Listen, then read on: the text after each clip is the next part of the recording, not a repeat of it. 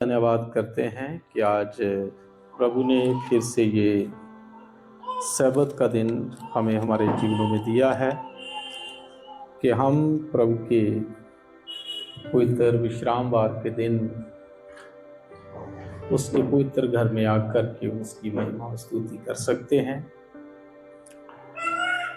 Bible बोलती है कि पवित्र लोगों का धीरज इसी में है कि वो परमेश्वर की आज्ञाओं को मानते और प्रभु यीशु मसीह की गवाही देते हैं। पवित्र लोगों की ये निशानी है कि वो यीशु की गवाही देते और परमेश्वर के हुक्मों को मानते हैं। जब आप प्रकाशित वाक्य उसका 12वां अध्याय उसकी 17वीं आयत को पढ़ते हो तो वहाँ पर एक बहुत ही बढ़िया वचन है। वहाँ लिखा है, अजगर स्त्री से क्रोधित हुआ और उसकी शेष संतान से जो परमेश्वर की आज्ञाओं को मानते हैं। बाइबल में लिखा है वो उनसे लड़ने के लिए गया। मेरे प्रियो, शैतान की यदि लड़ाई है तो वो इस बात से है कि लोग प्रभु यीशु मसीह की या परमेश्वर की आज्ञाओं को ना माने। जब हम याकूब उसके दूसरे अध्याय को पढ़ते हैं तो वहां पर लिखा है कि कर्म के बिना विश्वास मुर्दा है। प्रभु के वचन में लिखा है कि दुष्ट आत्माएं भी विश्वास तो करती हैं और प्रभु यीशु मसीह के नाम से डरती और कांपती भी है, लेकिन शैतान जो है वो कभी भी प्रभु की आज्ञाओं को, प्रभु के हुक्मों को नहीं मानता। यदि माना होता तो लूसीफर से वो दुष्ट नहीं कहलाता या दुष्ट नहीं बनता। इसलिए मेरे प्रिय अजीजों, आप भाग्यशाली हो कि जिसको प्रभु ने, जिन लोगों को आप लोगों को प्रभु ने चुना कि आप लोग प्रभु की आज्ञाओं को मान सकते हो और विशेष करके प्रभु के पवित्र विश्रामवार के दिन, सब्त के दिन आकर के उसकी महिमा और स्तुति कर सकते हो। आज का जो हमारा संदेश है वो आज्ञाओं में से एक आज्ञा पर है, यानी कि 5वीं आज्ञा पर। आइए हम लोग प्रभु के पवित्र वचन में से खोलेंगे निर्गमन की पुस्तक। पुराने नियम में बाइबल की ये दूसरी पुस्तक है। निर्गमन अध्याय 20 के 12वें वचन को मैं आपके सामने पढ़ूंगा। यहाँ यूं लिखा है, तू अपने पिता और अपनी माता का आदर करना, जिससे जो देश तेरा परमेश्वर यहोवा तुझे देता है उसमें तू बहुत दिन तक रहने पाए। फिर सुनेंगे इसी आयत को, तू अपने पिता और अपनी माता का आदर करना। मेरे प्रियो, मैं इस बात को बहुत बार बोल चुका हूं कि 10 आज्ञाओं का बाइबल में कोई नॉर्मल स्थान नहीं है। बहुत ही खास 10 आज्ञाएं जो है वो स्थान रखती है। मैंने कई बार इस बात को बोला है कि जब प्रभु ने पूरी सृष्टि को बनाया तो उसके मुंह के शब्द को, उसने वचन को इस्तेमाल किया और 6 दिन में पूरी कायनात बन गई, पूरी सृष्टि बन गई। लेकिन जब यहोवा पिता ने मनुष्य को बनाया तो उसने अपने हाथों का इस्तेमाल किया, स्वयं के हाथों से सारी चीजें। सूरज उसने बोला तो बन गया, समुंदर एक तरफ इकट्ठा हो गया पानी और वो समुंदर बन गया। उसके मुंह के शब्द से उजाला बन गया, फूल बन गए, वनस्पति बन गई। लेकिन जब मनुष्य को बनाने की बात हुई तो प्रभु ने मनुष्य को अपने हाथ से बनाया। इसी रीति से प्रभु ने पूरे वचन को 1600 सालों में 40 लोगों के द्वारा लिखवाया। लेकिन जब 10 आज्ञाओं को देने की बात आई तो यहोवा पिता ने किसी मनुष्य को इस्तेमाल नहीं किया। बाइबल में लिखा है कि प्रभु ने मूसा को बुलाया और मूसा को भी एक दिन में नहीं 40 दिन तक सीने पर्वत पर मूसा जो है वो रहा। 40 दिन रहने के बाद प्रभु ने 10 आज्ञाएं, जो आज जिनमें से एक आज्ञा भी हमने पढ़ी है, उस आज्ञा को यहोवा पिता ने किसी पेन से नहीं लेकिन अपने हाथ के स्पर्श से, अपनी बॉडी से, अपने शरीर का स्पर्श देख करके उन पत्थर की 2 पट्टियों पर 10 आज्ञाओं को लिखा। अफसोस की बात यह है कि आज के वर्तमान समय में मसीह लोग इन 10 आज्ञाओं को पुरानी और पुराने नियम की आज्ञाएं कह करके टाल देते हैं या नहीं मानते हैं। और याद रखिए, दुष्ट की लड़ाई ही इसी के साथ है कि मनुष्य प्रभु की आज्ञाओं को ना माने। और अदन की वाटिका में भी आज्ञा को ना मानने की वजह से इस संसार में श्राप आया, मौत आई और मनुष्य सदा के लिए परमेश्वर से अलग हो गया। स्वर्ग में यदि लूसीफर शैतान बना तो एक ही कारण था कि उसने प्रभु की आज्ञा का उल्लंघन किया। सो यदि आज हम भी सब कुछ करते हैं, प्रभु को मानते हैं, चर्च जाते हैं, सब कुछ करते हैं, लेकिन यदि हम उसी आज्ञाओं को नहीं मानते तो जैसा बाइबल में लिखा है कि विश्वास तो दुष्ट आत्माएं भी करती हैं, कर्म के बिना विश्वास मुर्दा है। सो हम लोग इन आज्ञाओं को एक बड़ा ऊंचा दर्जा, ऊंचा स्थान देवें। और उसमें से जब हम 5वीं आज्ञा की आज बात कर रहे हैं तो प्रभु का वचन ये, अच्छा दूसरी चीज और है, आज्ञाएं जो है ये परमेश्वर का चरित्र है और स्वर्ग के परमेश्वर का ये संविधान है, ये कानून है। और यदि कोई मनुष्य परमेश्वर के संविधान का या कानून का पालन नहीं करता है तो याद रखें, कानून को तोड़ने वाला यदि पृथ्वी पर दंड पाता है तो आप स्वर्ग के परमेश्वर से कैसे बच सकते हैं। सो इसलिए ये बहुत जरूरी है कि हम प्रभु की आज्ञाओं को, उसके लेवल को जो 10 आज्ञाओं में पाया जाता है वो बहुत ऊंचा है, बहुत स्टैंडर्ड का है। सो इसलिए वो आज्ञाएं जो है हम 5वीं आज्ञा को देख रहे हैं। लिखा है, तू अपने पिता और अपनी माता का आदर करना, जिससे जो देश तेरा परमेश्वर यहोवा तुझे देता है उसमें तू बहुत दिन तक रहने पाए। सो प्रभु ने इजराइलियों को, यहूदियों को ये आज्ञाएं दी और ये आज्ञाएं ना केवल यहूदियों के लिए हैं लेकिन पूरे संसार के लोगों के लिए। प्रभु ने कहा कि तू अपने पिता और अपनी माता का आदर करना।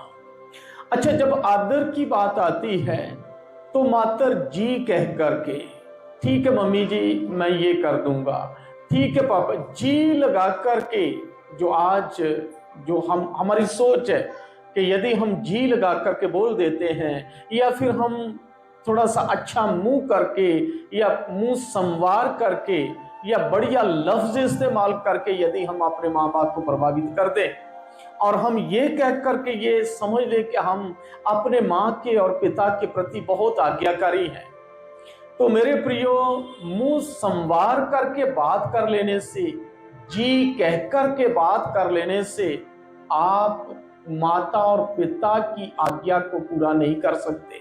बहुत सारी और भी बातें हैं, बहुत सारी और भी चीजें हैं जिसको आप और मैं यदि नहीं करते अपने बुजुर्ग माँ बाप के लिए या अपने माता पिता के लिए, मेरे प्रियो, तो हम प्रभु यीशु मसीह के इस वचन का, इस आज्ञा का अपमान करते हैं। सो इस बात को आज हम सीखेंगे, जानेंगे कि प्रभु का वचन आज्ञाओं के प्रति या विशेष करके माता और पिता के का सत्कार करना, उनके कहने में रहना, उनकी आज्ञा का पालन करना, उनकी रिस्पेक्ट करना कितना ऊंचे दर्जे का मानता है। और इसीलिए प्रभु के वचन में लिखा है कि इसको प्रभु ने इस आज्ञा को, माता और पिता का आदर करना, उसको 10 हुक्मों में रखा है।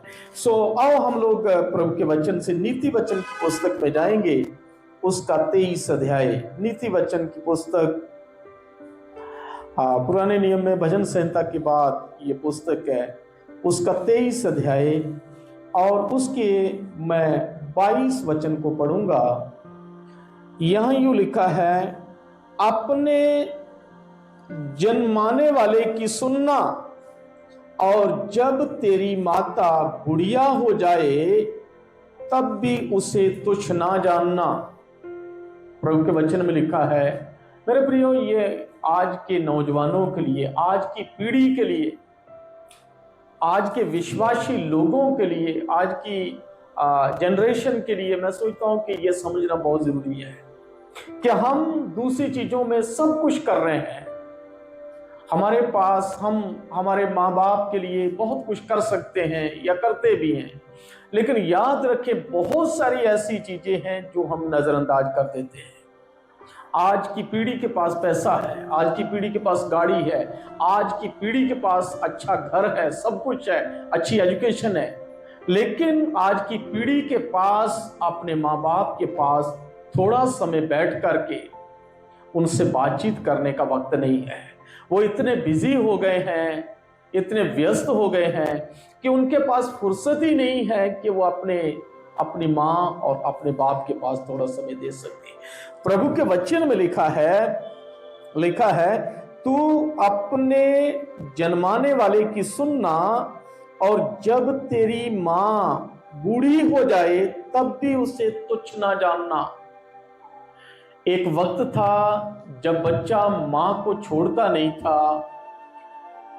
प्रभु के वचन में लिखा है कि जिस प्रकार दूध छुड़ाया हुआ बच्चा मां की गोद में रहता है, उसी प्रकार मैंने अपने मन को शांत कर दिया। भजन संहिता में लिखा है। मतलब दूध छुड़ाना या दूध छोड़ना एक मां के लिए और एक बच्चे के लिए, यानी कि बहुत ही एक दर्दनाक या एक आत्मिक रिश्ता होता है। और जब बच्चा दूध छोड़ता है और रोता है, दूध के लिए इच्छा करता है, तो मां से रहा नहीं जाता। कई बार मां दूध छुड़ाने की कोशिश करती है, लेकिन अपने बच्चे को रोता हुआ देख करके वापस फिर उसको कहती है, कोई बात नहीं, थोड़ा बड़ा हो जाएगा तो अपने आप छोड़ देगा।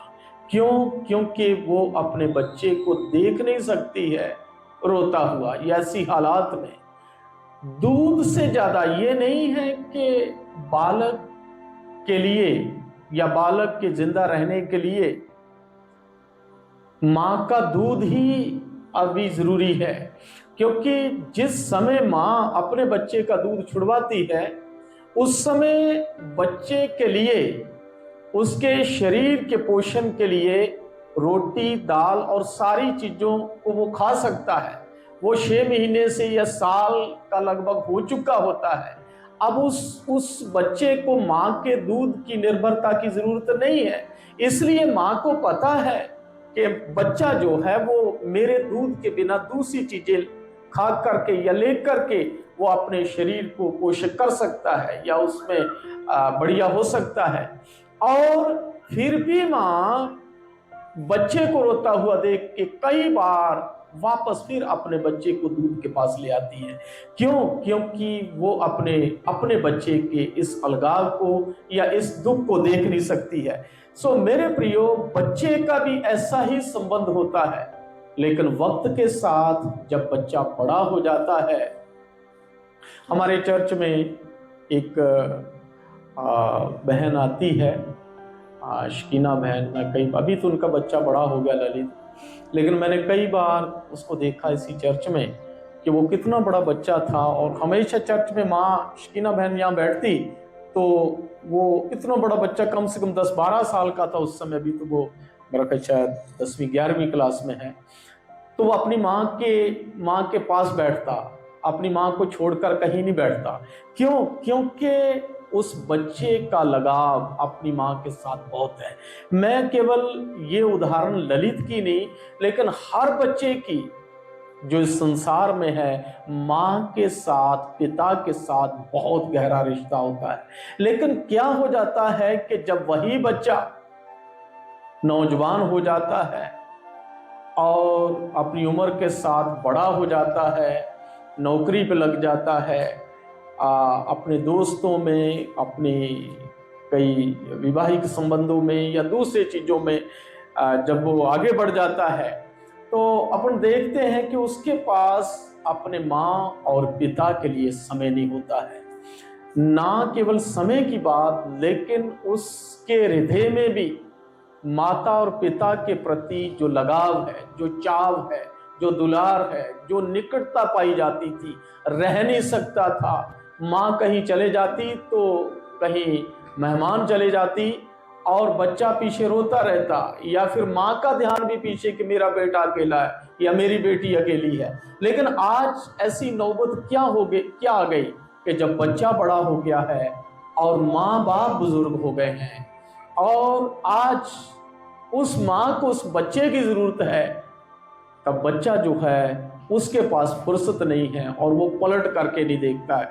इसलिए मैंने शुरू में बोला था कि जी कह करके, या माँ बाप को जी में आया, जी मैं कर देता हूँ, जी कहकर आप अपनी जिम्मेदारी को या आप अपनी जिम्मेदारी का निर्वाह नहीं कर सकते। बहुत सारी ऐसी चीजें हैं और उसमें से सबसे बड़ी बात यह है कि अपना समय अपने बुजुर्ग माँ बाप के साथ स्पेंड करना। जिस प्रकार माँ और पिता इतना बिजी शेड्यूल होने के बावजूद भी अपने बच्चों को या अपने बच्चे को माँ टाइम दिया करती थी, उसके पास समय नहीं था, थकी हारी होती थी, लेकिन उसके बाद भी वो अपने बच्चे के लिए पूरा टाइम देती थी। क्यों? क्योंकि बच्चे का और माँ का लगाव है। माँ का तो आज भी अपने बच्चा बड़ा हो गया लेकिन उसके माँ के हृदय में लगाव है, लेकिन प्रश्न ये है कि बच्चे का लगाव क्यों ठंडा हो गया, क्यों कम पड़ गया। तो इसलिए प्रभु का वचन आज कह रहा है कि तू अपने माता और पिता का आदर करना, ताकि जिस देश में यहोवा पिता तुझे लेके जा रहा है उसमें बहुत वर्ष तक जीवित रहने पाए या उसमें तू रहने पाए। सो प्रभु के वचन में लिखा है, हम इसके 23 अध्याय की 22 आयत को देख रहे थे। वहां लिखा है, अपने जन्माने वाले की सुनना, और जब तेरी माता बुढ़िया हो जाए तब भी उसे तुच्छ ना जानना, तुच्छ ना जानना। अब तुच्छ किसको जाना जाता है? जिसका जो व्यक्ति हमारे चित्त से उतर जाए, या जिसकी हमारे जीवन में कोई विशेष आवश्यकता और जरूरत महसूस ना हो, चित्त से उतर जाना, उस मतलब यूजलेस, तुच्छ समझना, इसकी कोई अहमियत नहीं है। या फिर हमने कई लोगों को ऐसे, हम प्रैक्टिकल जब फील्ड में जाते हैं तो कई बार ऐसे देखा है कि बुजुर्ग माँ बाप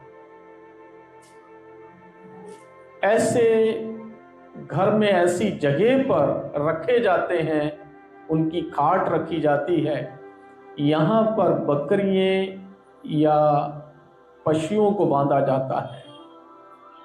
और कई बार ऐसे भी हमने हमारी आंखों से प्रैक्टिकली मैंने देखा है गांव में या कई जगहों पर कि माँ जो है वो कई समय से चिल्ला रही है क्योंकि वो उठ नहीं पा रही है, वो बुजुर्ग हो चुकी है, वो पानी के लिए आवाज दे रही है, रोटी के लिए आवाज दे रही है, या फिर उसको वॉशरूम जाना है आवाज दे रही है, वो अपनी जगह पे चिल्ला रही है, कह रही है, मिन्नत कर रही है, तरले ले रही है कि कोई आए उससे पानी दे, या फिर उसने वॉशरूम जाना है, लेकिन कोई भी उसकी आवाज को, वो बाहर परिवार जो है ठहाके मार के हंस रहा होता है, खा रहा होता है, लेकिन बुजुर्ग माँ और पिता की आवाज को सुनकर के भी, माँ की तरस भरी और दर्द भरी आवाज को सुनकर के भी लोग जो हैं पसीजते, परिवार पसीजते नहीं है, बच्चे पसीजते नहीं है, अपना बेटा उसकी आवाज को, माँ की आवाज को नजरअंदाज कर देता है। लेकिन आप देखें कि एक ऐसा वक्त था कि बच्चा जो है वो माँ के बिना रह नहीं सकता था। लेकिन आज हमारी पीढ़ी को, मतलब हम लोगों को यहाँ बहुत बड़ी शिक्षा लेने की जरूरत है, क्योंकि ये आज्ञाएं हम दूसरे लोगों की छोड़ो, क्योंकि हो सकता है उनके पास ये वचन ना हो, लेकिन हम जब इस वचन को पढ़ते हैं, हम इन आज्ञाओं को जुबानी भी हमें 10 आज्ञाएं याद है, लेकिन याद होने से प्रभु उस दिन पूछेगा नहीं कि तुझे 10 आज्ञाएं याद थी कि नहीं याद, तू मुझे ये बता बाइबल की कितनी पुस्तकें हैं। प्रभु ये नहीं पूछेगा। प्रभु यीशु मसीह ये नहीं पूछेगा कि खड़ा होकर बता तुझे बाइबल की कितनी आयतें याद है। प्रभु यीशु मसीह प्रैक्टिकली पूछेगा कि जब 5वीं आज्ञा की बात आती है कि तू अपने माता और पिता का आदर करना, क्या हमने अपने माता और पिता की रिस्पेक्ट करी, या फिर उनकी खाट को जब वो बुजुर्ग हो गए तो क्या वो हमारी नजरों से उतर गए, हमने उनको तुच्छ समझ लिया, इनकी कोई जरूरत नहीं है, इनके वही फटे पुराने कपड़े, वही पुराने उनके बर्तन। मुझे एक कहानी याद आती है इसी बात से। एक बार की एक कहानी है कि एक परिवार था, मियाँ बीवी और उनके बच्चे, और बच्चों की जो दादा दादी थे वो बुजुर्ग थे, और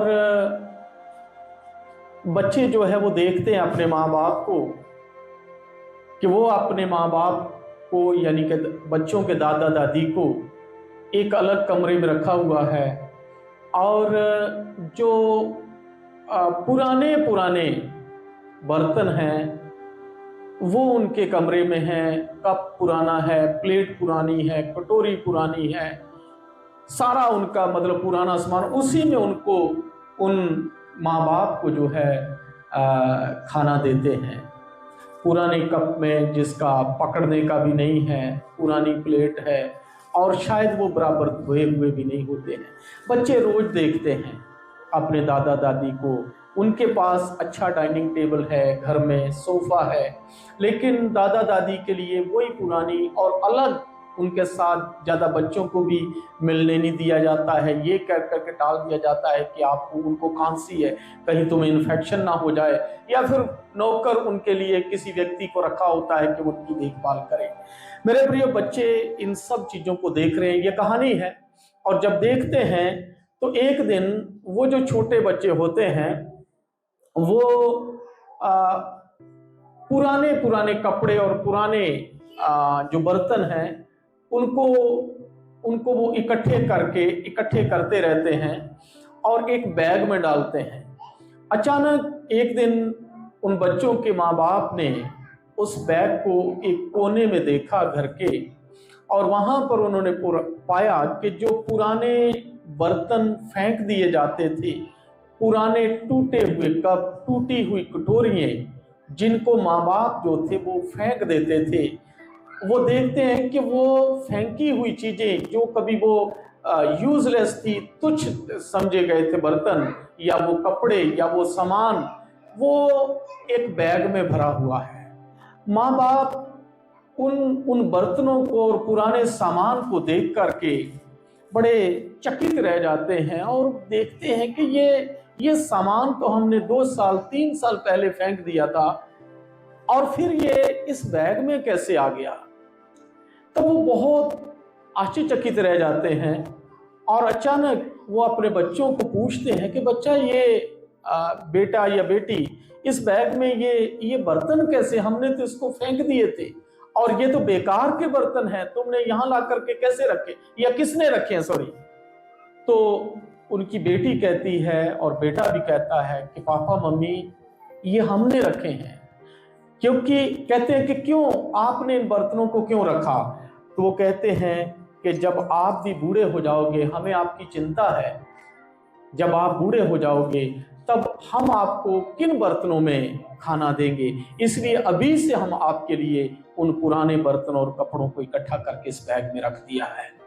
तो माँ बाप की आंखें फटी की फटी रह जाती हैं, उनको अपनी करतूतें या अपने कर्म याद आ जाते हैं जो वो अपने माँ बाप के लिए कर रहे होते हैं। सो इसलिए मेरे प्रियो, प्रभु के वचन में लिखा है कि तू अपने जन्माने वाले को तुच्छ ना जानना, और जब तेरी माता बुढ़िया हो जाए तब भी उसे तुच्छ ना जानना। आगे इसकी 24 और 25 आयत में लिखा है, धर्मी का पिता बहुत मगन होता है और बुद्धिमान का जन्माने वाला उसके कारण आनंदित होता है। तेरे कारण माता पिता आनंदित और तेरी जननी मगन हो। मेरे प्रियो, यदि प्रभु के वचन का या 5वीं आज्ञा का कोई संदेश है हमारे लिए, तो प्रभु के वचन में लिखा है कि तेरे कारण तेरी मां, तेरी जननी या तेरा पिता जो है वो आनंदित हो, मगन हो। वो अपने बच्चों को देखकर, बच्चों की आज्ञाकारिता को देखकर। याद रखें, बुजुर्ग माँ बाप को आपके पैसे की जरूरत नहीं होती है। बुजुर्ग माँ बाप को आपके किसी और बड़ी चीज, बड़ी गाड़ी की जरूरत नहीं होती है।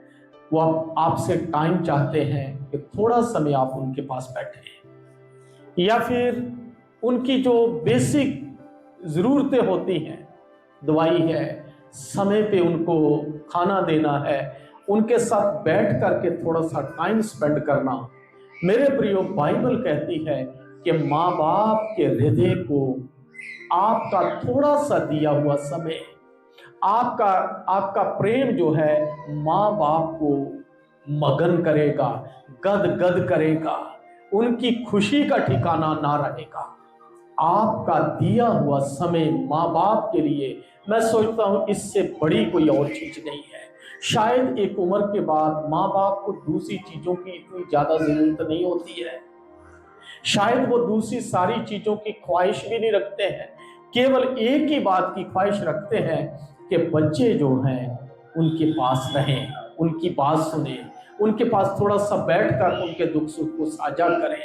सो मेरे प्रियो, प्रभु का वचन आज हमें शिक्षा दे रहा है कि यदि हम प्रैक्टिकली अपने माँ बाप के साथ समय व्यतीत नहीं करते, उनके दुख को नहीं सुनते, उनकी परेशानियों को के साथ हम अपने आप को साझा नहीं करते हैं, तो मेरे प्रियो, हम केवल 10 आज्ञा स्मरण करके प्रभु को प्रसन्न नहीं कर सकते।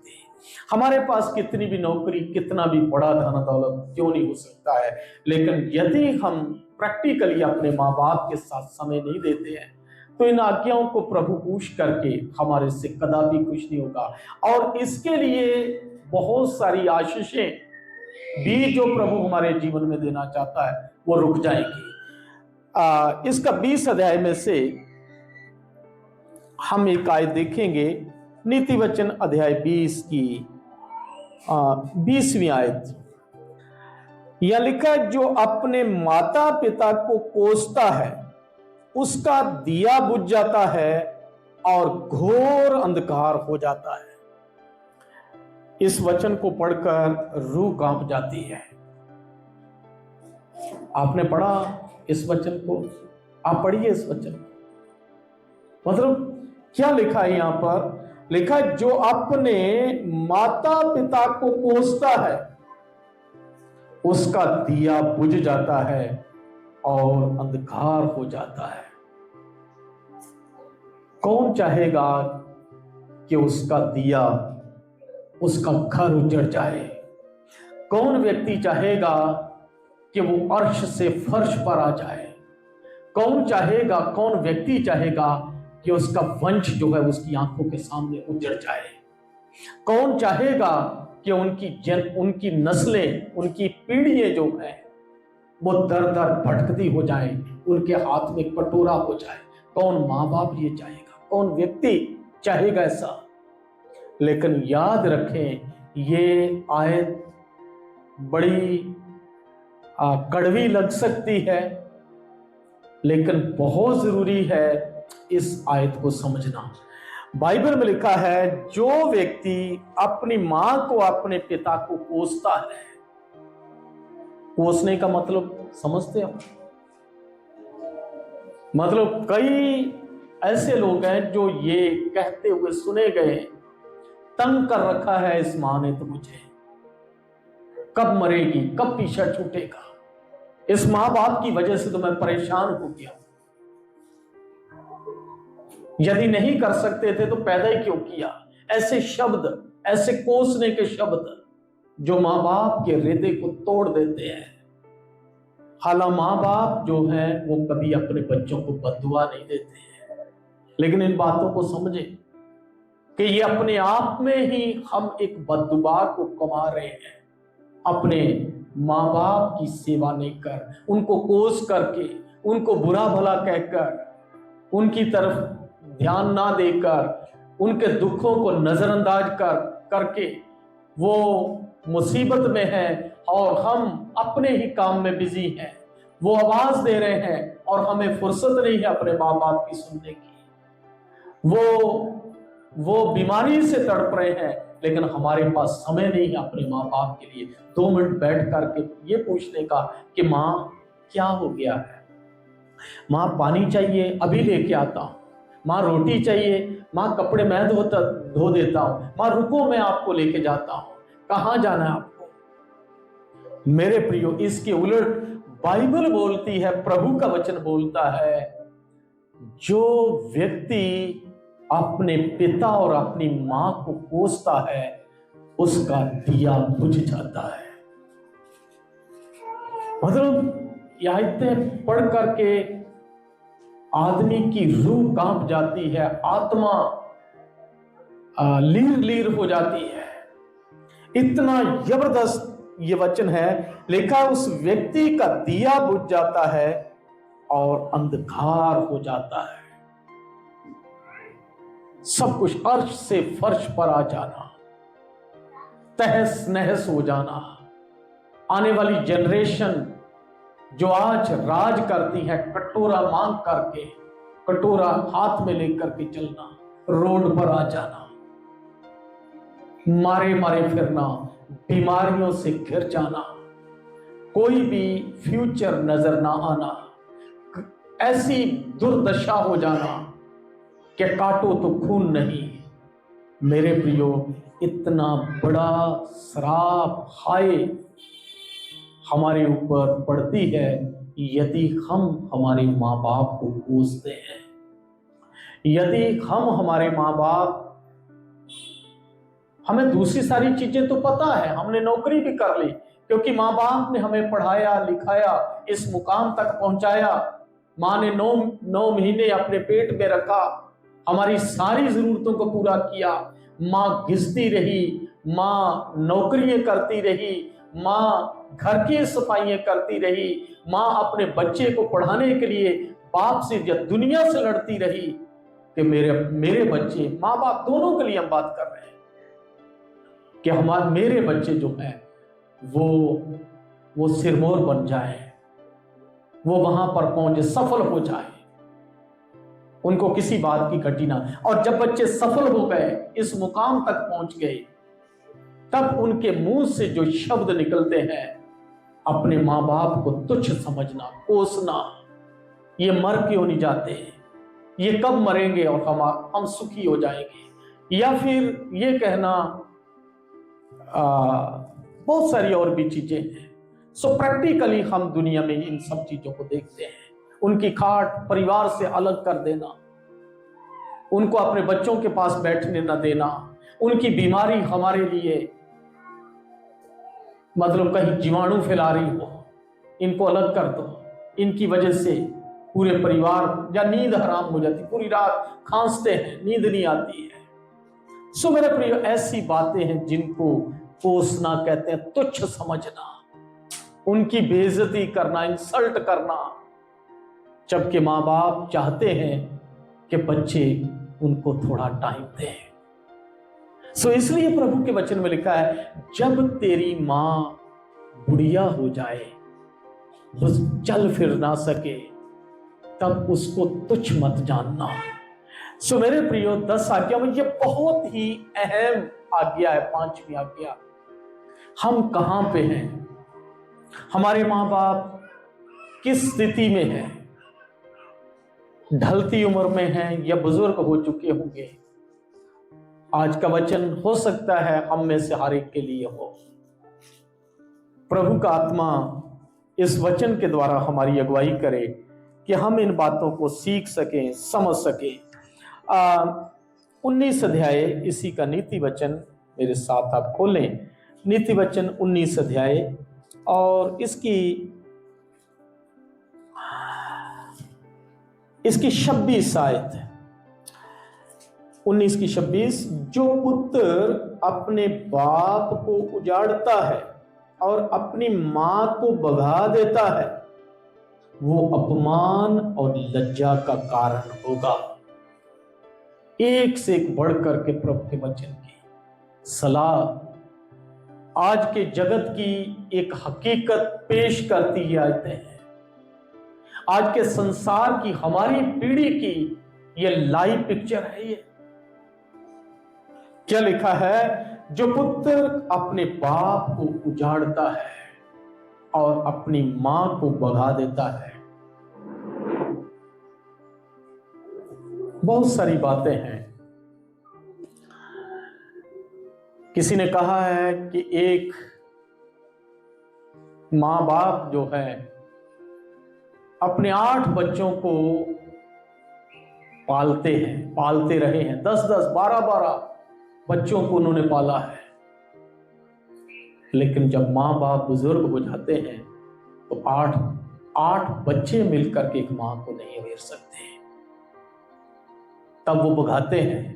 अब वो उस घर में रहती है, थोड़े दिन उस घर में रहती है, थोड़े दिन पिता उस बच्चे के पास रहता है। कोई भी रखना नहीं चाहिए। इसको भगाना ये नहीं है कि डंडा लेकर के भगाना, ये अपने दिल से उनको हटा देना, उनको तुच्छ समझना।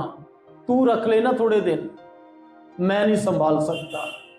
या फिर छोटे वाले के कि नहीं, वो तो माँ बाप तो छोटे वाले के हिस्से आते हैं। नहीं, क्या सब माँ ने सबको पैदा नहीं किया? क्या बड़े वाला ये कह दे कि नहीं, ये तो छोटे वाले की जिम्मेदारी है, मैं क्यों अवेलू, मैं क्यों संभालूं? क्या वो मां छोटे वाले की थी? तो आज ये नौबत आ गई कि एक मां यदि कहीं बड़ी बहू के पास जाती है या बड़े के घर पे जाती है और वो 2 दिन के ज्यादा नहीं रख सकते, बल्कि यही सोचते कि नहीं, इसका हक तो छोटे वाले के पास है। तो ये भगाना है, तुच्छ जानना है। बाइबल इसके लिए बोल रही है कि जो अपने मां बाप को तुच्छ जानता है, कोसता है, उनका दिया बुझ जाता है और उनके जीवन में अंधेरा आ जाता है। एक ऐसी रात आएगी मेरे प्रियो, जो बहुत मुश्किल कटेगी। इस बात को समझ ले, प्रभु का वचन जिंदा वचन है, जिंदा कलाम है। शिक्षा लें और इन चीजों, आपकी जिंदगी पैसे के बलबूते पर आनंदित और खुश नहीं हो सकती। आपकी और मेरी जिंदगी प्रभु की आज्ञाओं पर आधारित होकर के शांति और सुकून के साथ गुजरेगी। पैसे, नौकरियों से और गाड़ियों से आप सुकून नहीं पा सकते यदि आपके मां बाप की खाट जो है वो भेड़ों और बकरियों के बाड़े में पड़ी हुई है। आप कैसे आनंद और चैन के साथ सो सकते हो यदि मां पूरी रात कराहती है, आपका बाप कराहता है, कोई पूछने वाला नहीं, कोई सुनने वाला नहीं। छोटे बच्चे मस्करी करते हैं, मां बाप दांत निकालते हैं, खुश होते हैं कि हमारे ये तो इसी लायक है। मेरे प्रियो, आओ हम हमारी उस विरासत को, उस संपत्ति को, उस जायदाद को जिनकी वजह से हमारा वजूद है, हम बने, उनकी रिस्पेक्ट करें, उनको संभाल लें। अन्यथा एक वो अंधेरी रात, एक वो जीवन हमारे ऊपर आएगा जो बहुत दुख देने वाला होगा, जिसमें लिखा है कि तेरा दिया बुझ जाएगा। मैं सोचता हूं कि इस शब्द को आप शब्दों में बयान नहीं कर सकते। यदि कोई अपने माँ बाप को कोसता है, तुच्छ जानता है, खास करके उस समय जब उनको आपकी सख्त जरूरत है, खुदा करे कि हम इन बातों को समझ सकें, क्योंकि समय जो है वो बहुत ही खराब चल रहा है। एक दो आयतें मैं और रखूंगा आपके सामने। नीति वचन अध्याय 25 की 26 आयत, ये बहुत ही बढ़िया एक आयत है। लिखा, जो धर्मी दुष्ट के कहने में आता है वो गंदले सोते और बिगड़े हुए कुंड के समान है। जो धर्मी दुष्ट के कहने में आता है, मेरे प्रियो, ये सोच दुष्ट की है। प्रभु की सोच है अपने माता और अपने पिता का आदर कर, लेकिन दुष्ट, दुष्ट मतलब इब्लीस, शैतान, उसकी सोच ये है कि अपने माँ बाप को की तौहीन की जाए, तुच्छ समझा जाए। लोग तो गालियां देते हैं, लोग तो अपने माँ बाप को मारते हैं, खींचते हैं, बुरा भला कहते हैं, रोटी नहीं देते हैं, कपड़े तक नहीं देते हैं, नहलाते तक नहीं है, पास में नहीं बैठते हैं। वो माँ बाप जो अपने बच्चों के लिए होते मर गए, वो माँ जो अपने बच्चों के लिए अपने पति से मार खाती थी, वो माँ जो खुद भूखी रह करके अपने बच्चों की जिंदगी संवारती रही, वो माँ जो खुद नौकरों की तरह काम कर करके अपने 8 बच्चों को उसने बड़ा किया, आज वो माँ दर दर भटकती है, कभी आज इस घर में, कभी उस घर में। वो माँ रोती है, फिर भी अपने बच्चों के लिए दुआएं मांगती है, खैर मांगती है, लेकिन बच्चे अपनी माँ के दुख को, वो अपनी माँ की दर्द को देख करके भी आंखें मूंद लेते हैं। इसलिए प्रभु के वचन में लिखा है, जो धर्मी दुष्ट के कहने में आता है वो कैसा है? वो गंदले सोते और बिगड़े हुए कुंड के समान है।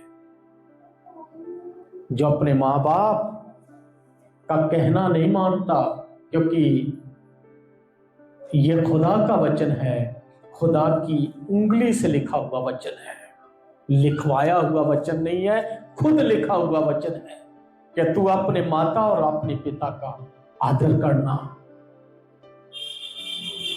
उनकी जरूरतों को पूरा करना, उनको देखना, उनका पालन पोषण करना, जिस प्रकार उन्होंने हमारा किया था। आप देखिए, प्रभु यीशु मसीह जब क्रूस पर था, उसको पता था प्रभु यीशु मसीह को, तब वो अपनी जिम्मेदारी जो है वो यूहन्ना, अपनी मां की जिम्मेदारी यूहन्ना को सौंपता है, जबकि उससे पहले वो अपने माँ बाप का एक आज्ञाकारी बालक बन करके रहा।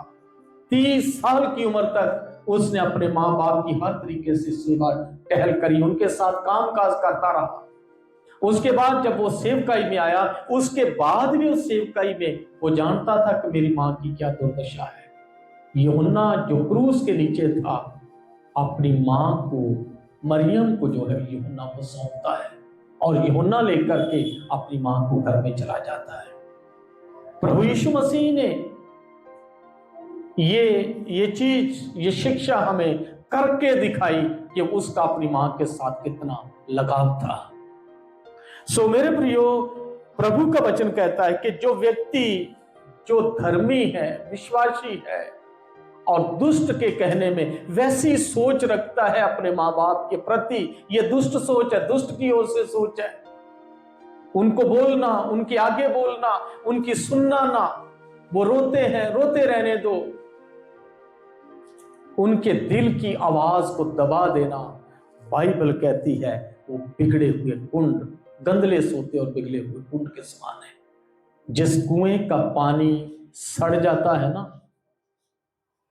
पानी निकलता नहीं है, सड़ जाता है, पत्ते दूसरी चीजें पड़ के, उस कुंड का पानी यदि आप पियोगे ना तो आपको इन्फेक्शन हो जाएगा, आपको डायरिया हो जाएगा, आप मर सकते हो, क्योंकि वो जहर बन जाता है। वो लोग जो प्रभु की हुक्मों को पालन नहीं करते, दुष्ट के कहने में आ जाते, उनका जीवन उनके दांत भी जहर बन जाते हैं। वो जिसको काटते हैं अपने मुंह से विष छोड़ते हैं। ऊपर से भले अच्छे दिखे लेकिन अंदर से वो जहर उगलते हैं। सचेत रहना। 30 अध्याय बहुत ही इंपॉर्टेंट आयत है ये। 30 अध्याय मेरे साथ आप खोलेंगे, नीति वचन अध्याय 30 और उसकी 17वीं आयत को मैं पढ़ूंगा। 17 आयत, 30 की 17। जिस आंख से कोई अपने पिता पर अनादर की दृष्टि करे, जिस आंख से कोई अपने पिता पर अनादर की दृष्टि करे और अपमान के साथ अपनी माता की आज्ञा ना माने, उस आंख को तराई के कौवे खोद खोद कर निकालेंगे और उकाब के बच्चे खा डालेंगे। देखिए कितना जबरदस्त वचन है। वो व्यक्ति, वो आंख जिसमें अपने मां बाप के लिए तरस नहीं, गुस्सा है, क्रोध है, अनादर है, जलन है, ईर्ष्या है, नफरत हो गई है उन आंखों को अपने माता और पिता के प्रति। उनके बुढ़ापे को देखकर वो चल फिर नहीं सक रहे हैं, वो बीमार रहते हैं, वो खाट पे रहते हैं, उनके कपड़ों से बदबू आती है, वो बिस्तर पर कुछ कर जाते हैं। और आज वो मां घृणा का पात्र हो गई क्योंकि वो उठ नहीं सकती, चल नहीं सकती, बिस्तर पर पड़ी रहती है, उसके कपड़ों में से बदबू आती है। एक वक्त था कि हम भी जब छोटे थे, मां जो थी उस सारे मैले को और गंदगी को खुद अपने हाथ से साफ करती, बिस्तर पर सुलाती, पूरी रात भर ठंड के दिनों में, बारिश के दिनों में, केवल अपनी ड्यूटी नहीं लेकिन बच्चे में मां की रूह बसती थी, इसलिए रह नहीं पाती थी, देख नहीं सकती थी अपने बच्चे की इस हालात को, तुरंत साफ करती। सो मेरे प्रियो, आज वो वक्त आया कि जब मां बाप उस स्थान पे चले गए और हमारे हृदय में, हमारे दिल में अपने मां बाप के लिए इतनी तौहीन हो गई, बेइज्जती हो गई, या फिर तुच्छ समझने लगे, उनके बदन से हमें बदबू आने लग गई, उनका कमजोर शरीर या उनके पुराने कपड़े। कई लोग तो ऐसे हैं, वो तो चलो छोड़ो, कई लोग तो ऐसे हैं जब वो बड़े हो जाते हैं और बुजुर्ग मां बाप जो गांव से आते हैं, गरीब होते हैं, यदि उनके साथ वो खड़े हो जाते हैं तो कहते हैं कि मां बाद में मिलना, अभी मत आना, मेरे दोस्तों में बेइज्जती हो जाएगी, तुम वगड़ी बोलते हो, ये क्या समझेंगे, हमारा स्टैंडर्ड डाउन हो जाएगा। शादी विवाह फंक्शनों में अपने मां बाप को नहीं, दूसरों को, बच्चों को साथ लेकर के पहुंचा जाता है कि ये हमारी बेइज्जती करवा देंगे, इनको तो बोलना नहीं आता, ये तो वागड़ी बोलते हैं, ये तो ऊंची बोलते हैं ज्यादा। सो प्रभु के वचन में लिखा है, या लिखा है, जिस आंख से कोई अपने पिता पर अनादर की दृष्टि करे और अपमान के साथ अपनी माता की आज्ञा ना माने, उस आंख को तराई के कौवे खोद खोद कर निकालेंगे। आदमी इमोशनल हो जाता है इन आयतों को सुन करके, पढ़ करके। प्रभु क्षमा करे कि हम या हमारी पीढ़ी के लोग या प्रभु की संगति करने वाले लोग, प्रभु ने यदि आपके घर में बुजुर्ग मां बाप रखे, वो आपके लिए एक ब्लेसिंग है। यदि आप उनको ब्लेसिंग समझो, आशीष समझो। मेरे प्रियो, मैं आपको बताना चाहता हूं, जब याकूब बुजुर्ग हो गया तो यूसुफ को कहता है कि अपने दोनों बेटों को बुला, एफ्राम और मनश्शे। बुजुर्गी की अवस्था में वो हाथ उन पे रख करके उनको आशीष देता है।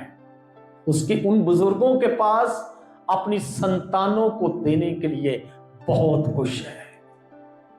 हालेलुया। बुजुर्गों के पास, आपके पास बुजुर्ग यदि आपके घर में है तो एक बहुत बड़ी प्रॉपर्टी है, बहुत बड़ी वो ब्लेसिंग है। अब्राहम बुजुर्ग हो गया, इसहाक बुजुर्ग हो गया।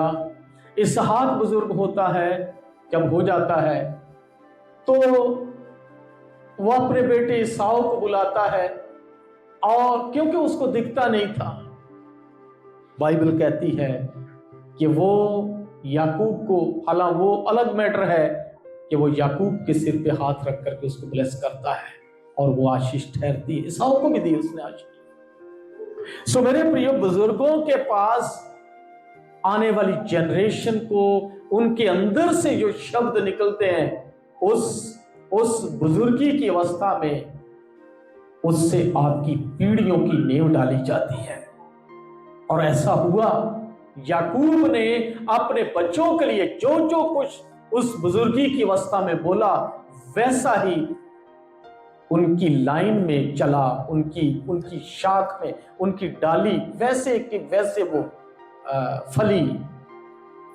रोबिन की उसी रीति से जो उसने बोला, यहूदा की उसी रीति से, बिन्यामीन, हर एक की। सो मेरे प्रिय, बुजुर्गों का हमारे जीवन में होना एक बहुत बड़ी आशीष है। तुच्छ मत जानो, उनकी तौहीन मत करो, उनको नजरअंदाज मत करो। उनकी बुजुर्गी में यदि कहीं वो गुस्सा कर जाते हैं, उनको कुछ बातें या वो समय के लिहाज से उनकी बुद्धि जो है कम हो जाती है, वो चल फिर नहीं सकते, उनको ज्यादा बढ़िया बोलना नहीं आता आज की पीढ़ी के समान, मेरे प्रियो, वो तौहीन और बेइज्जती के पात्र ना हो, बल्कि इज्जत के साथ सहेजे जाए, प्रेम के साथ, मान और मर्यादा के साथ उनका भरण पोषण, लालन पालन समय दिया जाए, किया जाए।